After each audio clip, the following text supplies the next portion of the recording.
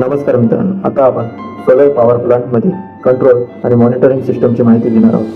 Solar पॅनलमधून निर्माण झालेली DC वीज इन्व्हर्टरद्वारे एसी मध्ये रूपांतरित होते. त्यानंतर ही वीज एसीसीबी, एलटी पॅनल आणि ट्रान्सफॉर्मरमधून पुढे ग्रिडकडे पाठवली जाते. आता आपण मॉनिटरिंग रूममध्ये आलो आहोत. हे संपूर्ण सोलार प्लांटचे नियंत्रण केंद्र असते. येथून प्लांटची सर्व माहिती रिअल टाइममध्ये पाहता येते. आयटीयू पॅनल आणि रिमोट टर्मिनल युनिट.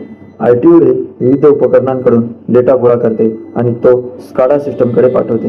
यामुळे प्लांटचे रिमोट मॉनिटरिंग शक्य होते. 450 व्होल्ट ऑक्झिलरी एसीडीबी पॅनल. हा पॅनल प्लांटमधील सहाय्यक उपकरणांना वीज पुरवठा करतो, जसे की lighting, fan, control panel, battery charger आणि इतर उपकरणे. CTR panel, control and relay panel. या पॅनलमध्ये संरक्षण रिले आणि नियंत्रण प्रणाली असते. यूपीएस. मुख्य वीज पुरवठा बंद झाला तरी यूपीएस कंट्रोल सिस्टम स्काडा आणि महत्त्वाच्या उपकरणांना अखंड वीज पुरवठा देतो. SCADA system. स्काडा म्हणजे supervisory control and data acquisition ही संपूर्ण प्लांटची देखरेख करणारी प्रणाली आहे. स्काडा स्क्रीनवर आपण इन्व्हर्टरचे उत्पादन, ट्रान्सफॉर्मरची स्थिती, grid voltage, current, power, voltage आणि इतर सर्व माहिती पाहू शकतो.